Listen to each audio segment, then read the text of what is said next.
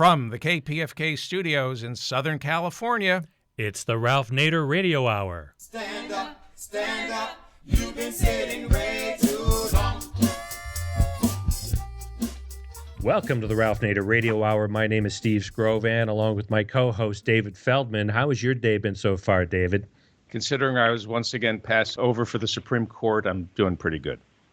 Once again, that's tough. That's very tough. And, of course, we have the man of the hour, Ralph Nader. Hello, Ralph. Hello, Steve. Hello, David. And you must be as disappointed as I am that David was passed over for the Supreme Court, too. Well, I think Judge Garland's going to be passed over if the Republicans remain intransigent and don't even give him a hearing in the Senate. So yeah. We'll see. Well, we have another fascinating show for you today, talking about stuff you don't hear in other shows. In the second half of the program, we're going to talk to Rick Hind. He is the legislative director of Greenpeace USA, who is an expert on toxics. And I'm not just talking about the stuff coming out of the Republican Party. This is especially germane these days in light of what's going on in Flint and outside of St. Louis and Porter Ranch, California, and elsewhere. We're also going to knock out more of your listener questions, as well as check in with our good friend Russell Mokhiber, the Jim Rockford of the Corporate Crime Beat. But first, we're going to talk about the C word. That's right, you know what I mean, the C word, capitalism. Capitalism can be a very dirty word in progressive circles, and our first guest is going to talk to us about how capitalism, the C word, can be broadened to benefit the L word, labor. David? Robert Ashford is professor of law at Syracuse University College of Law, where he teaches subjects having to do with the intersection of law and economics. Professor Ashford has authored and co-authored articles, books, and monographs on various subjects, including banking, binary economics, professional responsibility, public utility regulations, socioeconomic security regulations, and tax law. His most recent work puts forth the idea that capital can be democratized to the benefit of everyone, not just the cigar-smoking fat cats. Welcome to the Ralph Nader Radio Hour, Robert Ashford. Well, thank you very much, and hello to everybody. It's an honor to be here. Thank you very much, Professor Ashford. Before we get going, I want to note that someone once said the problem with capitalism is there are not enough capitalists. And unfortunately, in our culture, most people think of the predominant source of their income is going to be their wages or salary. They may have a pension later on after they retire. They may have a few savings, or they get some interest rates to help pay a few bills. But they don't grow up in an educational system that educates them about having a participatory role in owning capital and receiving the returns from capital, whether they are capital gains or interest rates or dividends. So our law professor today, Robert Ashford, has spent a lifetime trying to convey that apart from the concentration of wealth and income at the top, that there are ways where people over time can have a stake in capital and not only get salary and wages, but they get return on capital. The problem is one of communications. I'm sure some of our listeners have tried to listen to people who are deep into monetary policy and try to explain monetary policy or the gold standard, and they just sort of phase out. And anytime anything is talked about regarding capital, it tends not to be clearly received in people's minds. So as Frank Luntz once said, it's not what you say, it's what they hear. So this segment that we're going to have right now with Professor Ashford is going to clarify exactly what he means here in terms of every person can be a capitalist. So do you want to state the thesis and make it really meaningful to people in an era of almost zero interest rates on their meager savings? Thank you. That's an excellent introduction. I want to start by saying that the essential role of the lawyer or any fiduciary or anybody who's looking out for the poor and the middle class is to help them identify and secure their essential rights and responsibilities. And in my opinion, the most important economic right that people need but do not know they need is the competitive right to acquire capital with the earnings of capital. So I'll say that again, the competitive right to acquire capital with the earnings of capital. That may seem as an esoteric right, but the reality is the Cold War was all about whether the competitive right to acquire capital with the earnings of capital would remain privatized. That's the essence of capitalism, or whether it be outlawed. So if it's important enough to go to nuclear war over, it's certainly important enough to explain to people why the competitive right to acquire capital with the earnings of capital is important for everybody. So that's the basic thesis. And there is an economic component to that, which is, I think, in a sense, new in the history of economic thought. You won't hear it from the left and you won't hear it from the right. And that is, the more broadly capital is acquired with the earnings of capital, the more broadly it is acquired, there is a promise of a broader distribution of capital income in future years, and therefore a greater incentive to invest in capital and labor in earlier years. Let me interject right here. Can you Sure. explain, Professor Ashford, what you mean by capital in Yes. real concrete terms for working Yes. people in the country? Yes, and that's one of the great confusions. There are two uses of the word capital in the financial context. One is real capital, and that's what Smith and Marx and Keynes meant, assets. It's what you put on the left-hand side of the balance sheet: land, machines, tools, structures, patents, perhaps, or an employment contract if you're employing a football star. That's what you put on the left-hand side. Capital does work. Then we have a thing called financial capital, and that's on the bottom right. That's after liabilities of the earnings of capital have been satisfied. So we use the term in two ways, but your listeners need to understand that there's a huge difference between real capital, which does work, just as surely as humans do work, and financial capital, which is just a property right claim on the earnings of real capital after the liabilities, the obligations to pay others. Are dividends and interest capital? Dividends are the earnings of capital, and interest are earnings of capital, and they come from the financial capital, that is to say, the property right of an ownership in real capital. Is that where working people start to achieve ownership of real capital with their interest in dividends? Well, actually, it is said that you need capital to acquire capital. That's not true. You need access to a credit to acquire capital. Most capital is not acquired with the earnings of labor. We tell people work hard, save, and invest wisely. That's not how most capital is acquired. Most capital is acquired with the earnings of capital. And the capital that buys itself for the rich can buy itself even more profitably if the new owners are poor and middle-class people. And that's the basic innovative principle of this term called binary economics. I think a better name might be inclusive capitalism. I can try to explain that with the idea of a mortgage. Before you do that, Professor Ashford, Sure. let's define capital from the point of view of the wealthy. Well, okay, the wealthy, as everybody knows, get a lot of income from capital. So let's say you're a very wealthy person sitting in an apartment on Park Avenue. How do you get capital from capital? Well, you probably own a diversified portfolio in America's largest, let's say, 3,000 companies. That's financial capital. Stock is financial capital. Securities, preferred stock, common stock, and even bonds issued by corporations is what you call financial capital. So that's a claim on the earnings of that company. That company has real assets: land, machines, tools, structures, buildings of various sorts. They may have patents. And so they employ that, they employ labor, they pay their labor, they pay their rent, they pay their obligations. At the end of all that, there are earnings of the corporation. That's the earnings of capital. And they pay some of those earnings out in dividends and some of those earnings out in interest to the bondholders.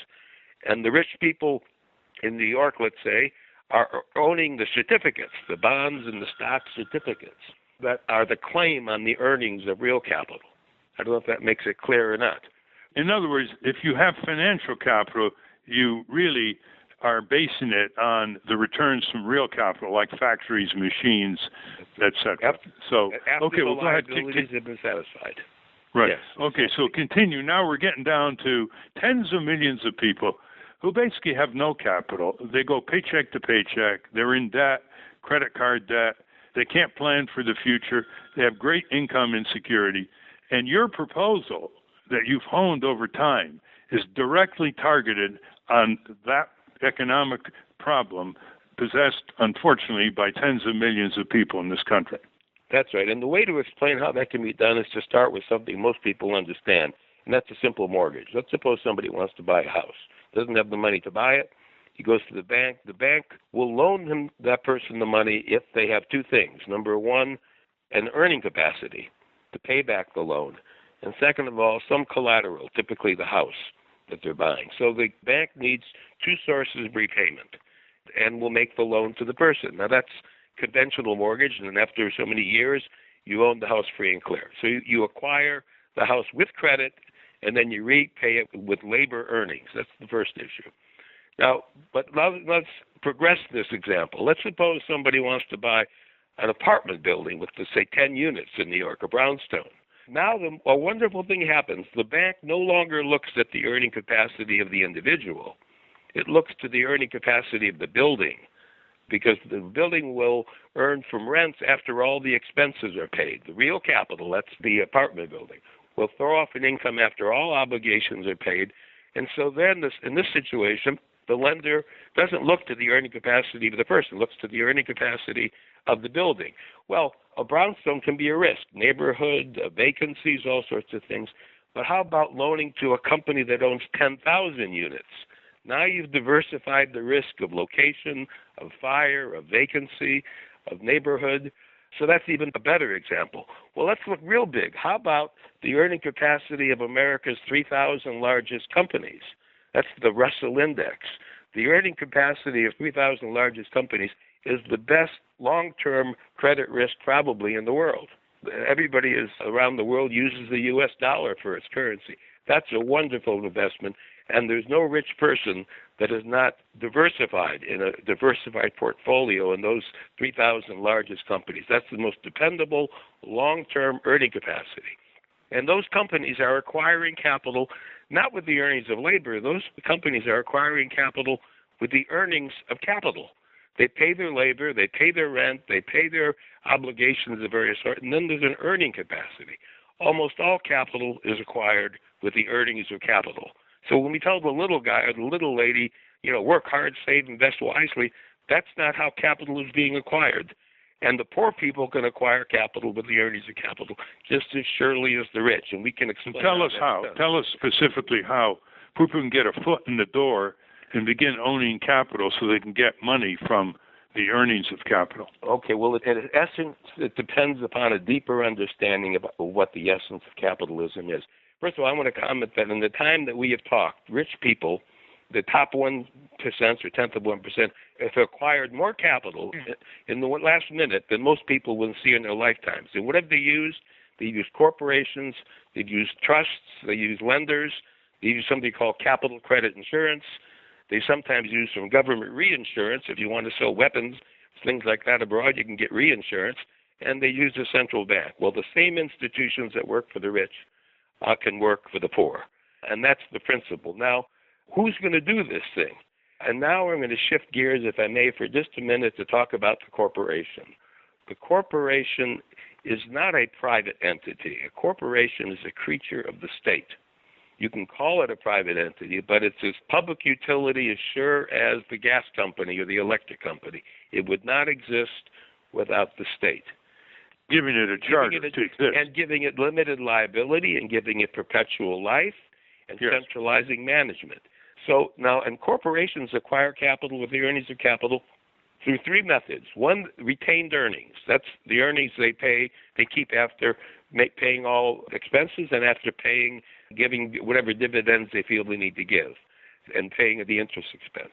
So retained earnings is acquiring more capital with the earnings of capital. About 70-some% of all new capital of the Russell 3000 is acquired in that way.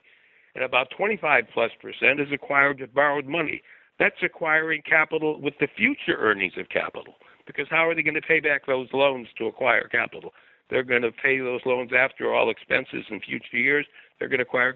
So almost all capital is acquired with the earnings of capital. The purpose of corporate finance is to enable a company to acquire an asset before it's earned the money to buy it. And that benefit can be extended, and I'll explain, to poor and working people. The third way is to sell stock. But when you sell stock, you sell stock essentially to the rich. And so here's a sociological point. 1% of the people in America own 40 to 50% of the wealth. 10% own 90%, and that leaves 90% scrambling for the rest, many of them in debt.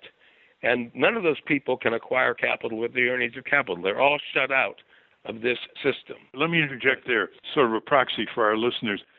Trillions of dollars are invested in Wall Street corporations, industrial corporations, banks, insurance companies, the companies that are on the New York Stock Exchange, and they're invested by mutual funds and by pension funds.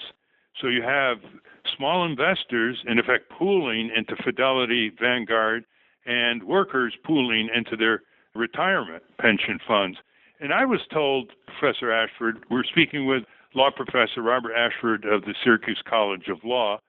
I was told that if you combine the pension holdings of corporate stock and the mutual funds, it's well over 50% of all the stock of companies on the New York Stock Exchange. So isn't that a pretty broad base right there? I think it's both. What you say is both true and false. And I get my statistics from Dr. Ed Wolf at New York University. There are others that study it as well.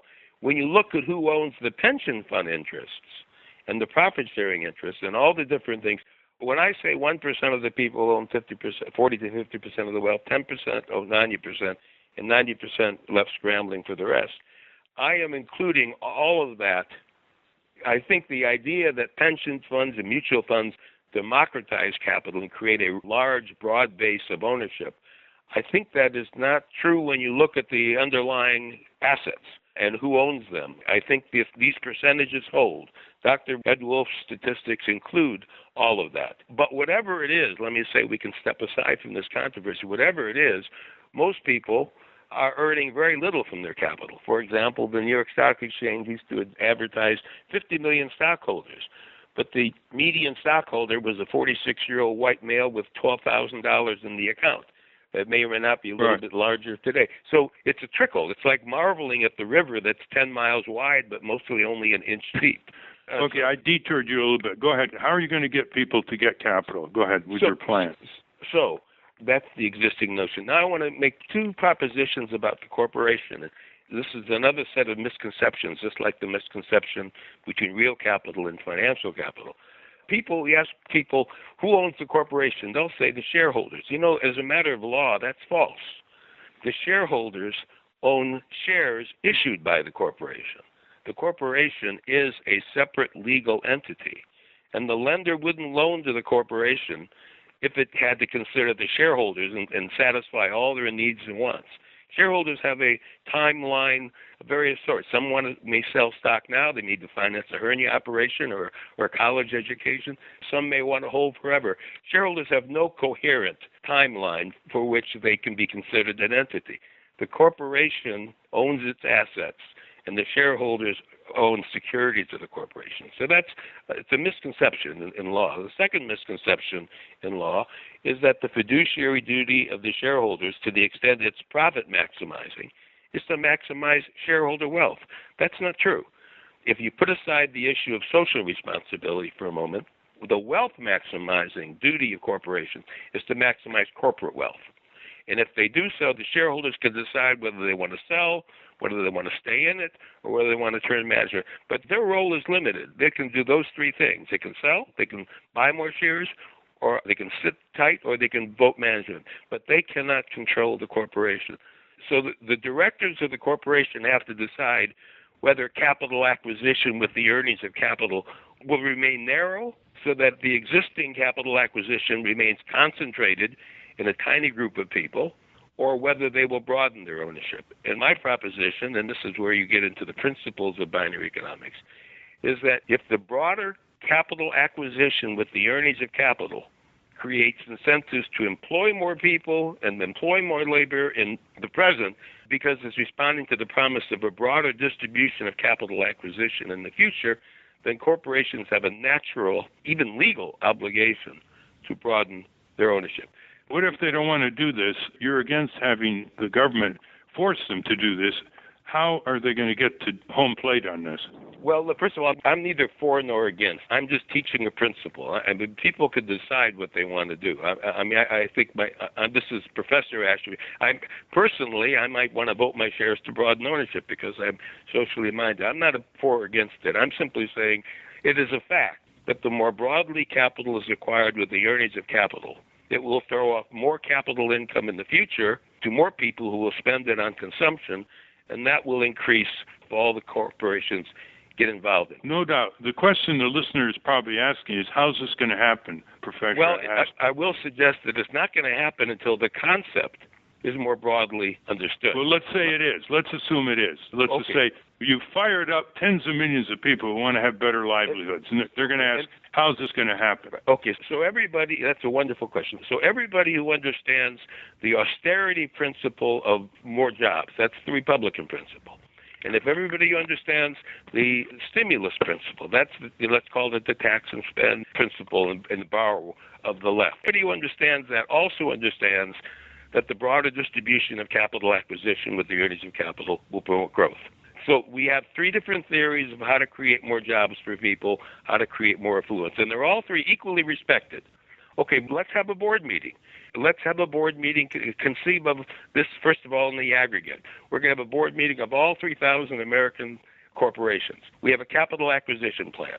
We can use retained earnings. We can use borrowed money. The bank will lend us at 3%. We'll get a rate of return of 8%. So our duty is to maximize corporate wealth. Okay, so that's our duty. And the shareholders may want us to use it. They may want us to use the other. As we're doing that, if Bill Gates comes in and says, sell me stock, and with the synergy I bring you with Microsoft, it'll be even more wealth enhancing. Well, then we'd have the duty to consider his plan. And if Warren Buffett that comes in, I'll bring you a better synergy.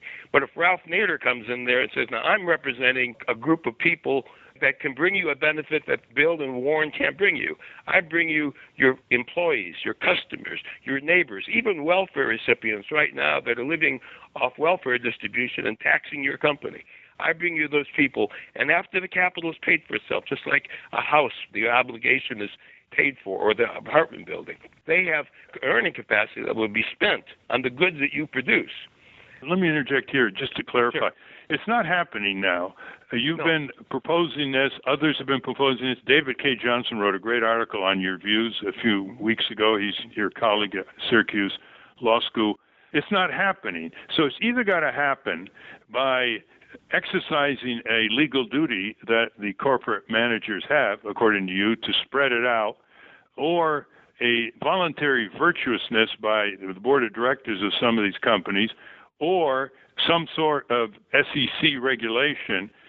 It's not happening. The question everybody's asking is, how do you make it happen since it's so logical? Well, my proposition, notice the one thing that is not true. It is not true that everybody who understands the argument for austerity and the argument for stimulus understands this idea. The one thing, if you go to every economics department in the country and you say, what you disagree about many things, but do you think that the broader distribution of capital acquisition with the earnings of capital will throw off more income in the future to people who will spend it on consumption? Sure. And they'll say, no, we don't agree with that. So what the left and the right implicitly agree on is that the broader distribution of capital acquisition with the earnings of capital will not promote growth. They are denying a factual proposition. You're saying before you get to how it can happen, you got to get a consensus that seeps its way into the minds of tens of millions of workers, whether they're conservative or liberal. Let me ask you three questions that might clarify things here. Number one, is it zero interest rate, almost zero interest rate, that trillions of dollars are receiving that are savings of lower income, middle income people? Is that undermine the prospects of your proposal from happening compared to, say, a 4 or 5% bank savings interest rate that we used to have? Presently, the lower the interest rate with a regime that concentrates capital acquisition with the earnings of capital in the 1%, it accelerates their process of capital acquisition. So it makes things worse. A lower interest rate with the understanding that the broader distribution of capital acquisition with the earnings of capital will promote growth and promote employment. Then a lower interest rate will help everybody. The second question I want to ask is, what about the proposals, which I'm sure you're aware of, where they say that the U.S. government should give, say, $10,000 to every infant that's born in this country, and basically under a condition that it has to be invested and that cannot be tampered with until the person reaches 21 years of age, to give them a nest egg and to get them thinking about capital investments and maybe in treasury bonds for safety. What do you think of an investment at birth?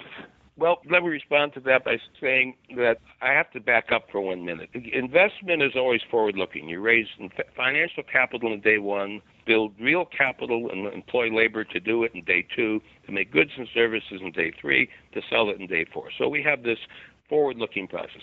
Most companies, the Russell 3000, could produce more of what they're producing at lower unit costs if only people had the money to buy. The reason it's taught that investors don't invest more is not because marginal costs have exceeded marginal revenues.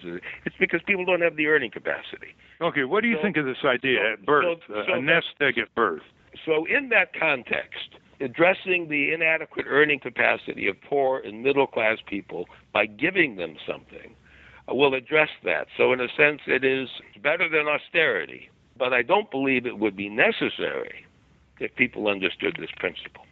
I think if but it's a way to get it started, because people say, well, look at my little baby now has a $10,000 nest egg. And by the way, economically, it's quite possible to do this if we stop wasting hundreds of billions of dollars on military budgets and corporate welfare and all. But here's my third question. You're familiar with the Alaska Permanent Fund. That's the return from pools of oil that are owned by the oil companies. That is, they have a license from the state of Alaska or the federal government to produce oil, and part of the income from that oil is, by Alaska law, put into an Alaska Permanent Fund that distributes every year to every woman, child, and man in Alaska anywhere from $1,400 to $1,800 a year. So what do you think of that in terms of return on capital? Well, I think, first of all, the history of the Alaska Fund, it was set up by Mike Gravel, a former senator from Alaska, and he learned that concept from Lewis Kelso, the creator of binary economics. So in a sense, it is a wonderful opportunity. The governments have terrific wealth, which they could, in a sense, privatize and distribute earnings to people. So it's a good concept.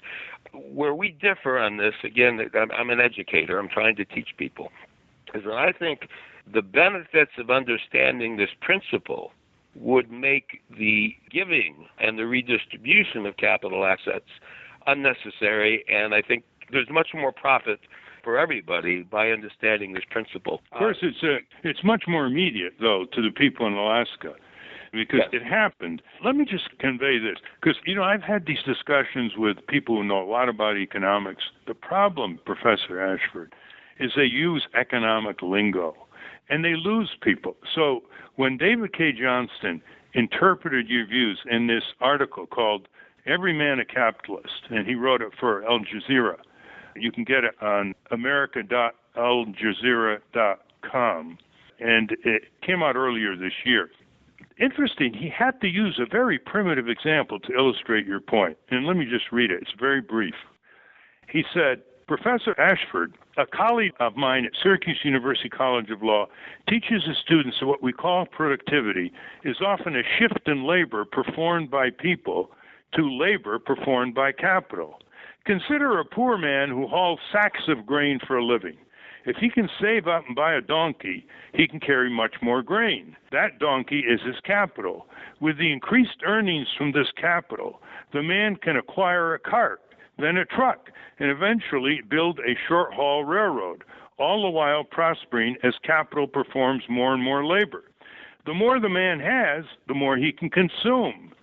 His mud hut being replaced by a house and other signs of prosperity, all made possible by acquiring more and more capital with the earnings of his capital. The trick, of course, is to acquire your first capital and then use it to acquire more and more capital. That's where Ashford's plan comes in. End quote. My point is, look at David K. Johnston had to use a primitive example, which most people would take as a story of a small business being undertaken, which is not what you exactly had in mind. You want tens of millions of workers to have a stake in capital so they can get earnings from capital. But you see, even he had problems explaining this in modern day terms. Am I being too harsh here? No. Well, first of all, that example he took right out of my writing. So, and that's one of the things. And I first wrote that example in 1990. So, no. But the issue you raised has to do with understanding some fundamentals that go all the way back to Adam Smith.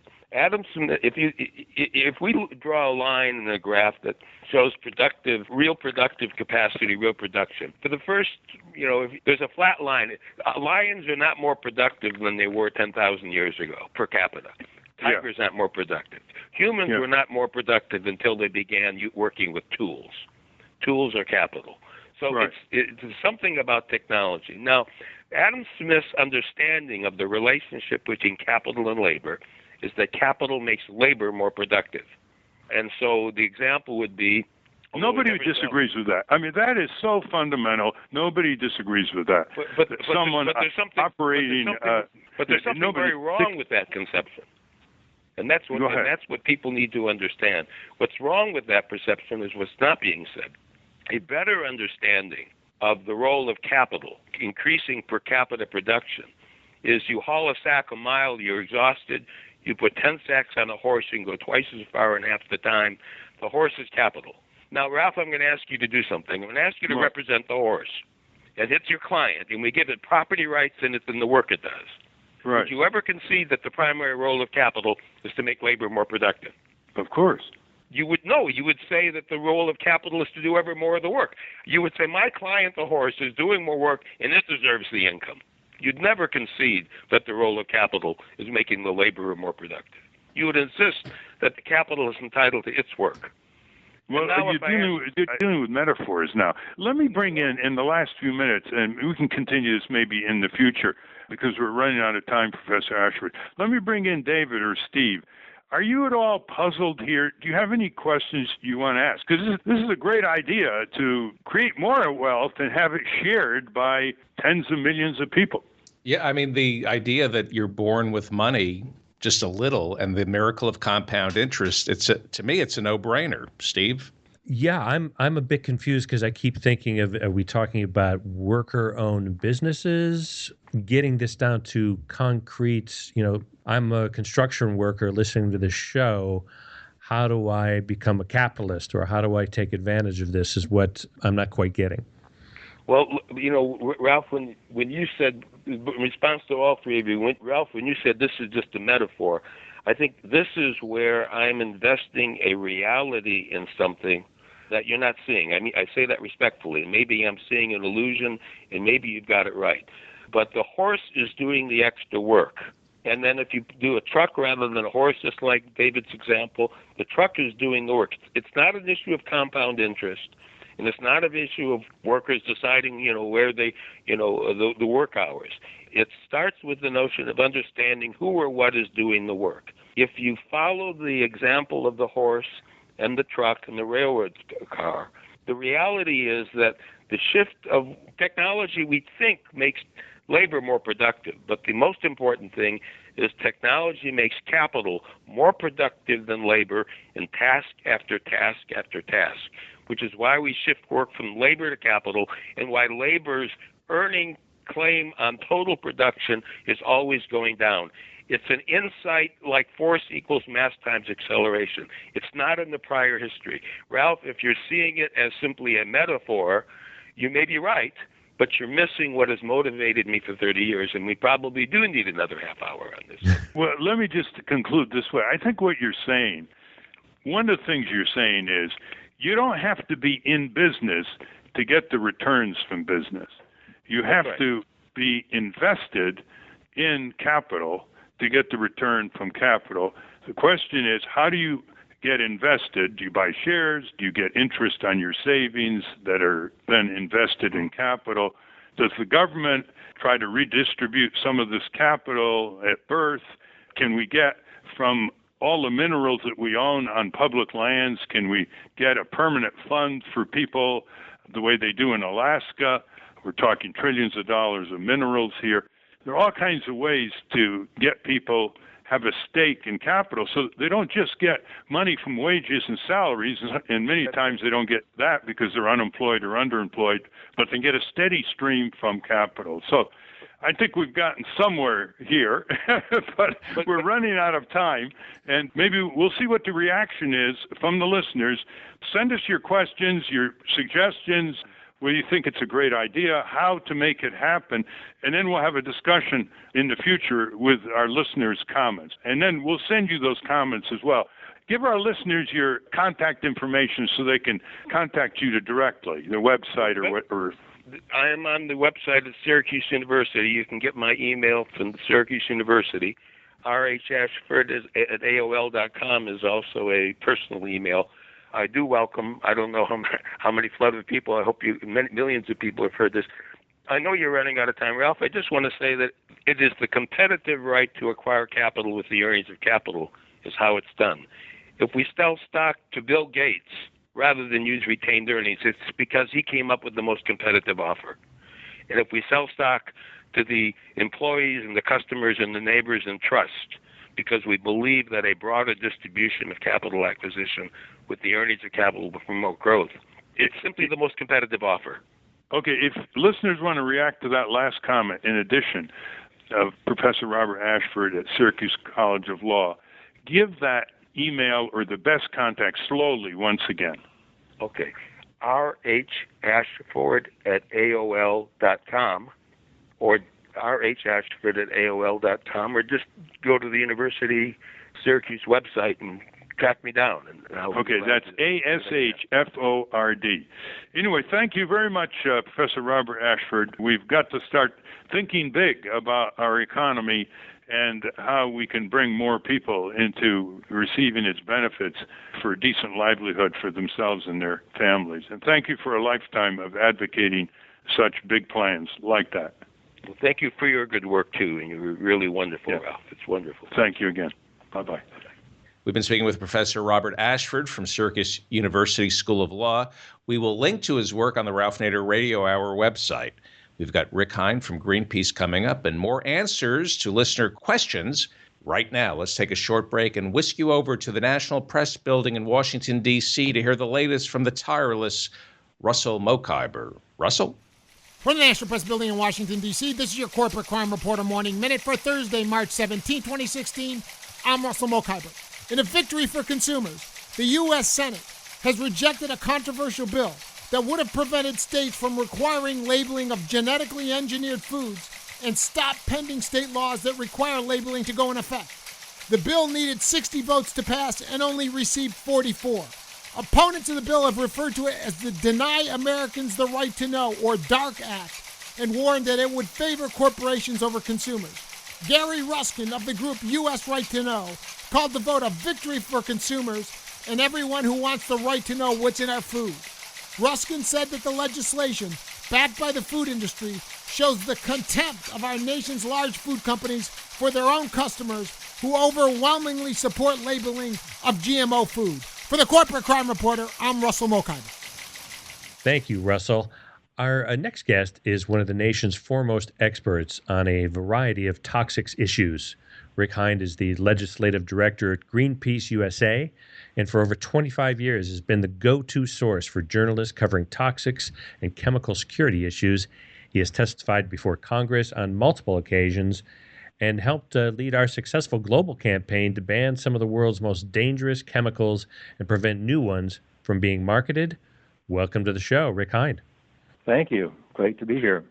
Welcome, Rick. I've known Rick for many years, and one of his often lonely issues is the high-risk chemical plants that are all over the country, that even after 9/11, the chemical companies refused to abide by certain security procedures, and the government didn't push them very hard as well. So let me, Rick, just lay the predicate here by reading from one of Greenpeace's statements, which you probably wrote, in order to give the background, and then you can fill in the foreground.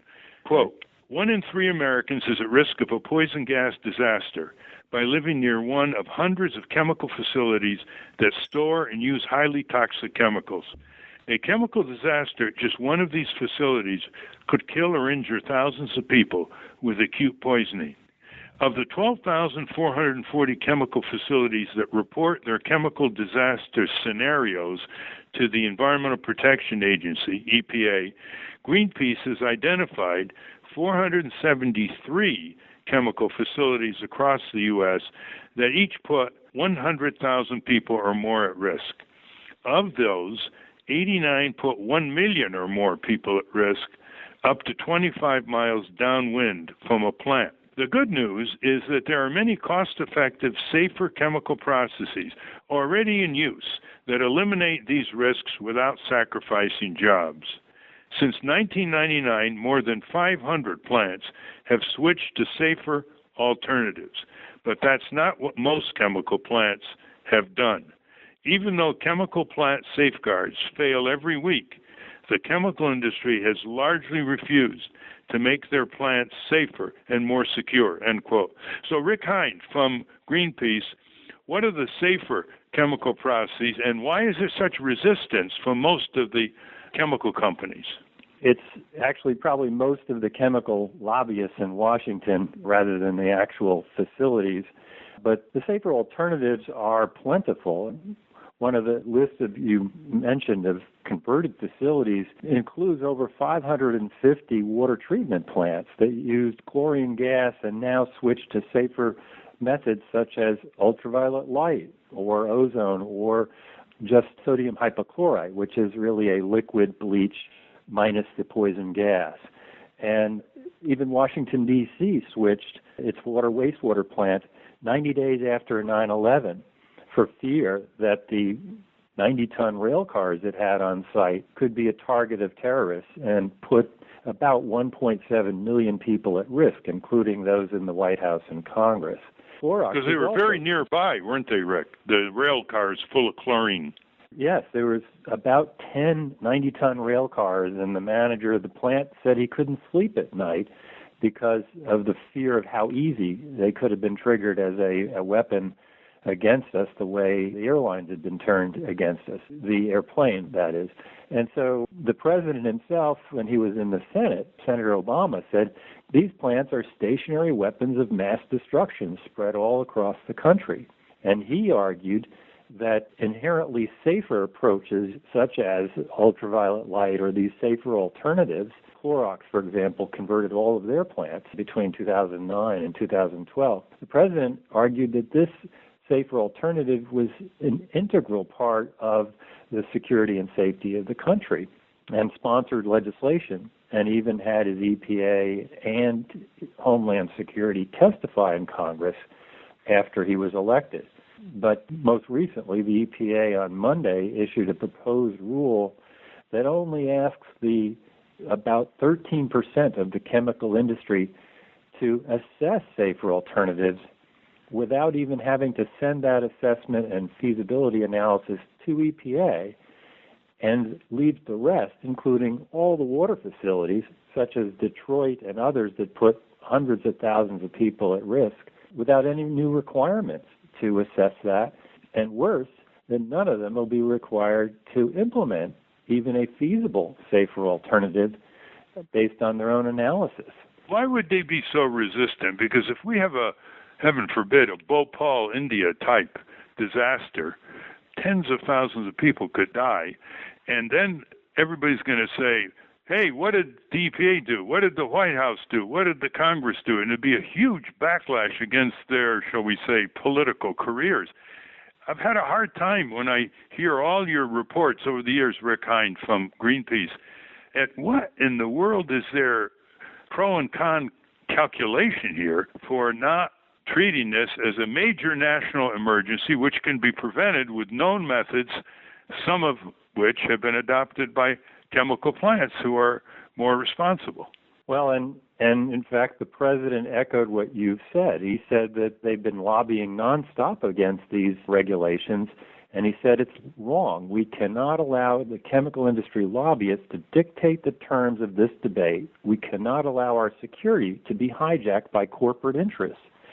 And I think what my only explanation is that they're simply on an automatic pilot of laissez-faire policies and weak politicians who cave to that, because When you look at their specific arguments, they say, well, if we were required to switch to something safer, it might shift the hazard somewhere else, or it might have some other impact, that unintended consequence. And as Obama said when he was in the Senate, if you implemented a comprehensive policy, you would, of course, correct against that kind of shifting of hazard. But what's to prevent the shifting of that kind of hazard today? Anyone can build and site a new chemical facility in a major populated area today, and nothing can be done about it as long as they obey existing weak regulations. Rick, let me interrupt you now. Sure. You have a president who, as senator, was deeply immersed in this. So he really agrees with your level of concern. Why hasn't he made this a 3-minute part of one of his State of the Union addresses when he's facing down? All the members of Congress are right there in the House of Representatives, 535 of them, who have been so susceptible to the chemical industry lobbyists from Dow Chemical, from DuPont and other corporations. I mean, it doesn't make sense. If he was like a George W. Bush, he had no clue what was going on, even though he's from Texas, which is full of chemical plants. You'd say, oh, well, that's just ignorance. You know, he has to be educated. But Senator Obama, later President Obama, knows all this. Why hasn't he made this, say, a major press conference or part of a State of the Union address? And he could have also pointed out all the different ways that these risks could be mitigated with materials replacement of unsafe materials, more safe materials, et cetera, which we'll get into in just a minute. How do you explain that? Well, in fact, we have recommended that he visit some of these converted facilities like the Clorox facilities or any of the others to make that point. And they took note of that. What we can say is that although we are disappointed in that, he did issue an executive order to August 2013 in response to the disaster in West Texas that killed 15 people, mostly first responders. And so it's now taken EPA almost 3 years to come up with a proposed rule, which they won't even get to finalize, unlikely, before they leave office. And we don't know what's going on with EPA, but we do know that the industry has reminded them that in 1995, they chose not to do this. This is all based on a clean air regulation, an amendment that is often referred to as the Bhopal Amendment. And so the industry seems to be preying on the fact that the EPA people who were still at EPA, who wrote the regulations in 1995, should stick to their guns and not require any new movement toward safer processes, which they have full authority to do. And this is, in our view, a weak argument because the EPA has new information. It has information of the over almost 500 facilities that still put 100,000 or more people at risk in each case. And it's all, by the way, it's all on a website. You want to give the website so people can see what's near them, where they're living in terms of chemical facilities? Sure. Well, the rtknet.org is the website that has the most comprehensive information. Say it again slowly, Rick. rtknet.org. rtknet.org, and it gives you the geography of the listeners. Let me ask you two quick questions, Rick. What about the insurance companies that insure these chemical plants? Why aren't they cracking down? Why don't they have inspectors? I mean, they got a lot to lose. And second, since evacuation plans, at least on paper, are required around every nuclear plant, why aren't there evacuation plans required around these potential time bomb chemical plants? Those two questions, quickly, please. Sure. Well, the insurance industry has really not been playing the private sector regulator of risk here. And one expert at one of the universities told me a while back is because they don't charge the policy prices they should because they're in competition to get the policies. And so there's really not the kind of risk analysis or restriction on these companies that there should be. And then some of them, of course, are self-insuring themselves. On the other hand, Dow Chemical sold off all of its chlorine division last year to Olin Corporation, and that doesn't change the risk profile around their facilities because it will still be operated by Olin on site, but it does distribute the liability to someone else. And you point out to a practice. DuPont has done this over the years. When they get a really dangerous chemical that they're producing, they'll spin it off into a small company that doesn't have much assets. That's a technique of avoiding the impact of litigation or inducing regulation. What about the evacuation plans? Have you ever proposed that there be evacuation plans ready in case these fumes start heading toward people outside the plant?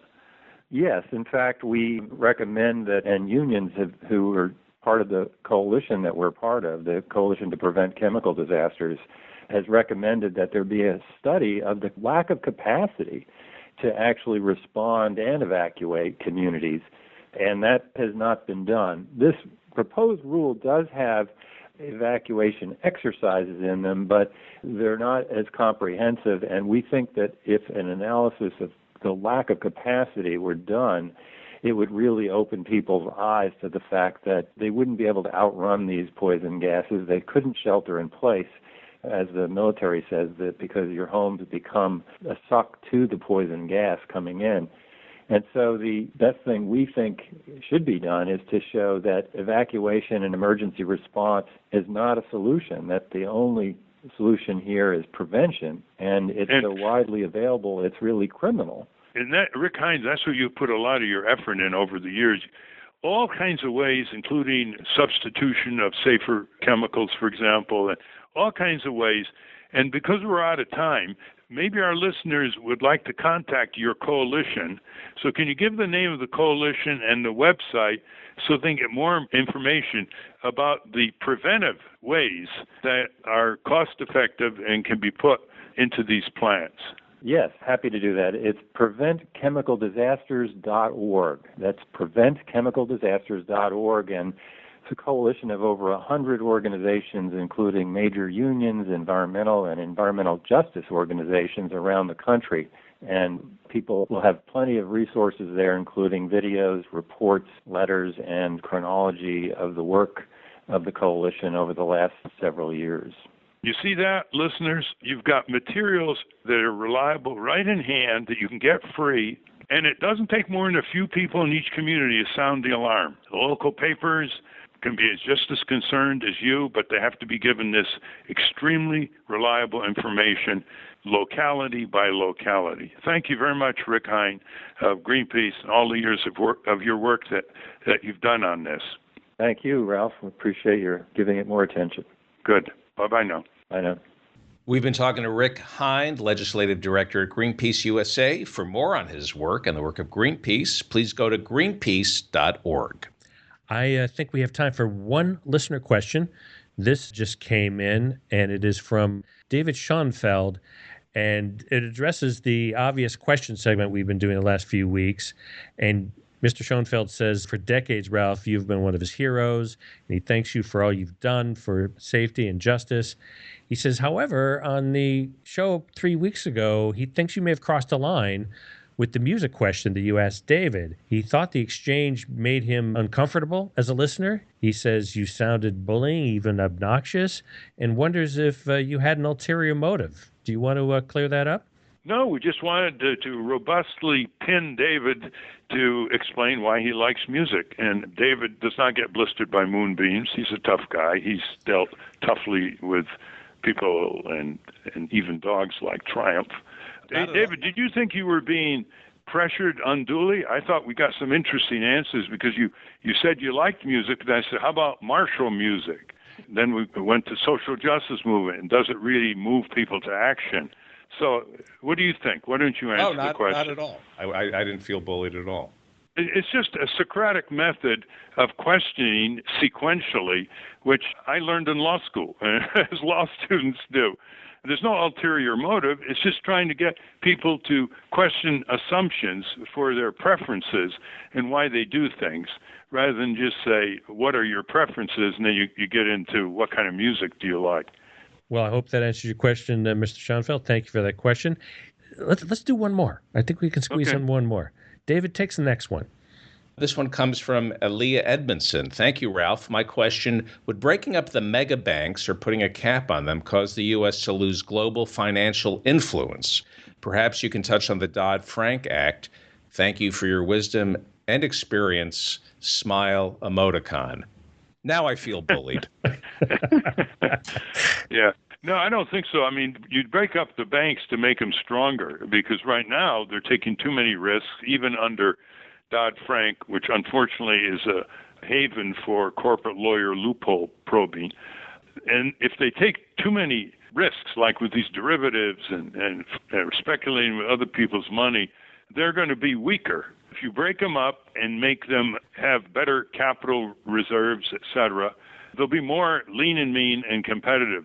And they'll still be big enough to take on the world's biggest banks. And by the way, we can condition the foreign banks in terms of what they have to obey by way of rules if they want to operate in our country. Ralph, during the Democratic debates, I keep hearing Hillary Clinton saying, look, if the big banks, we find that they pose a problem, then we'll break them up. And I keep waiting for Bernie to say, if they pose a problem, they're already too big. Yeah, they're bigger in terms of the market share. The top 5 banks, Bank of America, Citigroup, et cetera, they have a much bigger share of the overall market, your deposits, listeners, for example, than they had before the crash because they were pushed or they wanted to buy up the failing banks and brokerage houses like Washington Mutual, the big savings bank, or Merrill Lynch, the big brokerage firm. So in a perverse way, the crash made them even more too big to fail. And not to mention the corporate executives at the top being too big to jail. So I think just on antitrust grounds, not only on preservation of people's investments and the safety of these investments, breaking them up is warranted. Very quickly, Hillary says the big banks didn't cause the financial meltdown in 2008. Is in 30 seconds or less, is she right? Well, since banks are inanimate objects, artificial entity corporations, she's probably right.